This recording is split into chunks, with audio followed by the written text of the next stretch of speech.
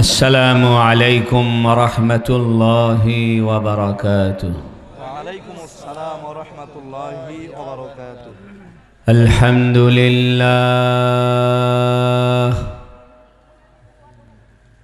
الحمد لله وكفى وسلام على عباده الذين اصطفى.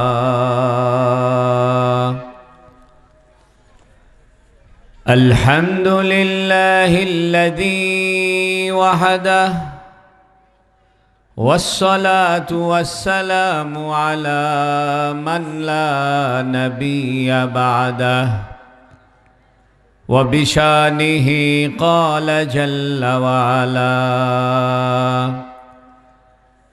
إن الله وملائكته يصلون على النبي يا أيها الذين آمنوا صلوا عليه وسلموا تسليما. درود إبراهيم পড়েন اللهم صل على محمد وعلى آل محمد كما صليت على إبراهيم وعلى آل إبراهيم إنك حميد مجيد.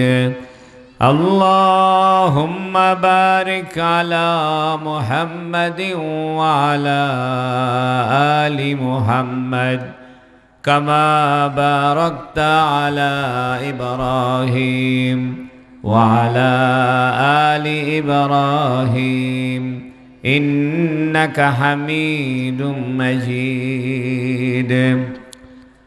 أما بعد فقد قال جل وعلا وما أرسلناك إلا رحمة للعالمين. وقال النبي صلى الله عليه وسلم بعثت معلما لأتمم مكارم الأخلاق. আলহামদুলিল্লাহ,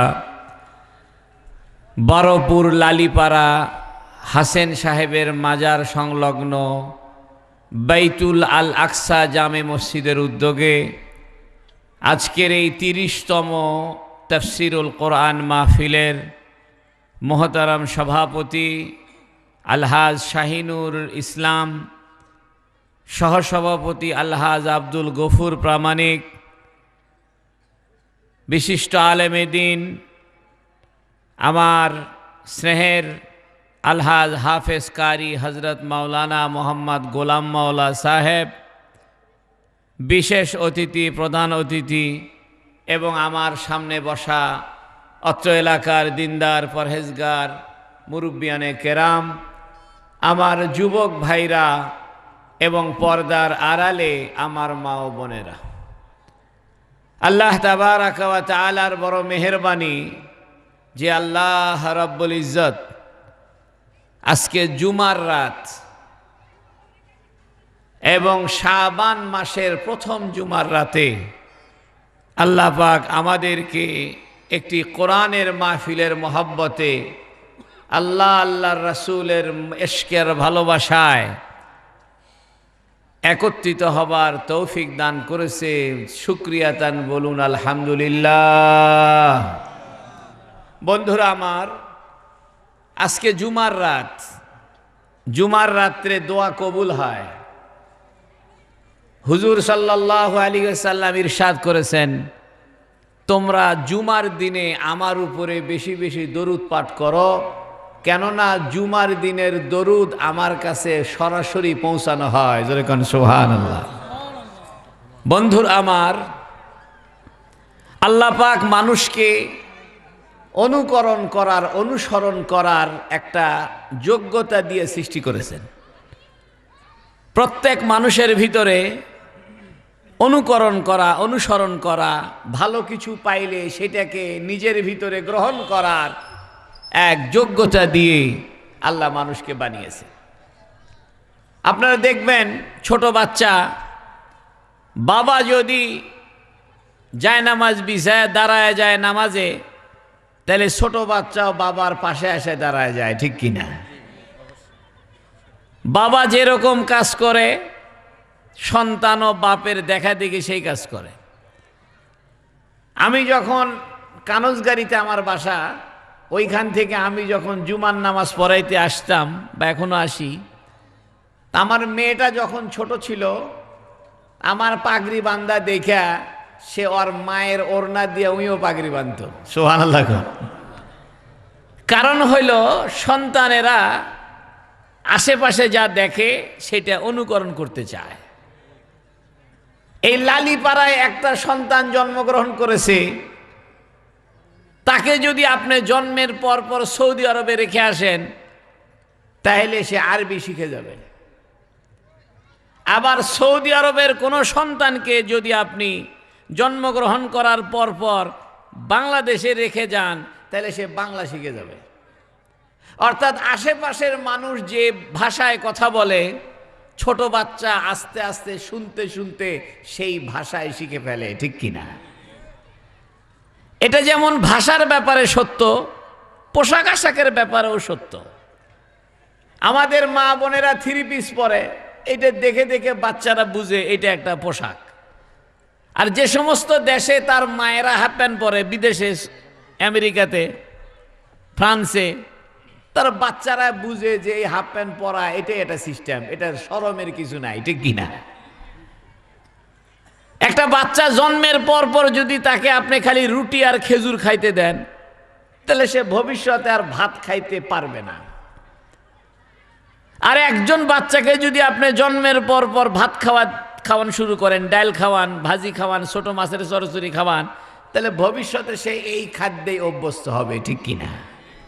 বন্ধুরারে আমার, ভাইরারে আমার, মানুষের চারপাশের পরিবেশ যেমন হয় মানুষ তেমন হয়।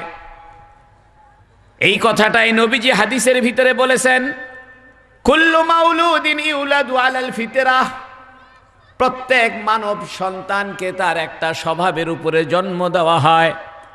স্বভাবটা হলো ভালোকে গ্রহণ করার স্বভাব, ইসলাম গ্রহণ করার স্বভাব, হক পথে চলার একটা স্বভাব, সত্য কথা বলার একটা স্বভাব, লজ্জাশীল হওয়ার একটা স্বভাব, ভদ্র হওয়ার একটা স্বভাব।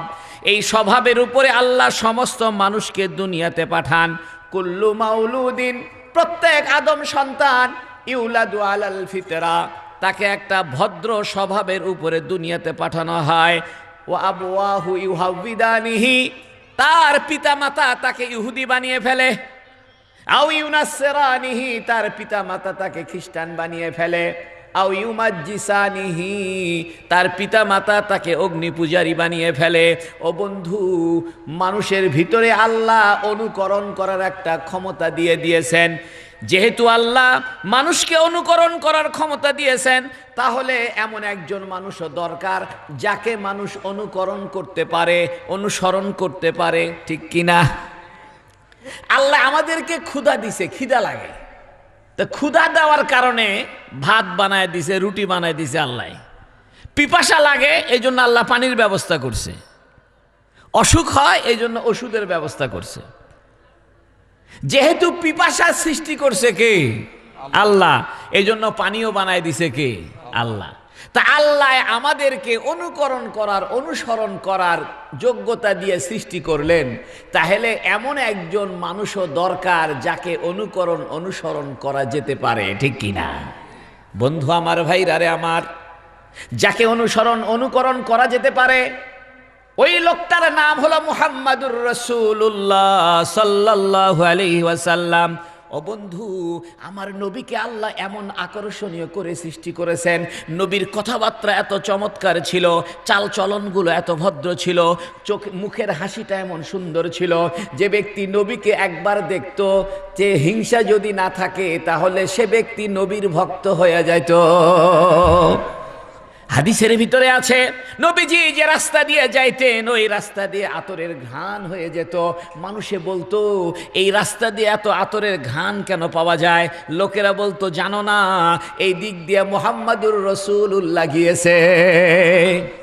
বন্ধু আমার, আপনি কি জানেন বুখারী শরীফের হাদিসের ভিতরে আছে রাসূলুল্লাহ সাল্লাল্লাহু আলাইহি ওয়াসাল্লাম যখন ওযু করতেন, ওযু করার পরে যখন ওযুর পানিটা বেঁচে যাইত, কানান নাসু ইয়াক্তাতিলুন আলা ফাদলি উদুই রাসূলিল্লাহ।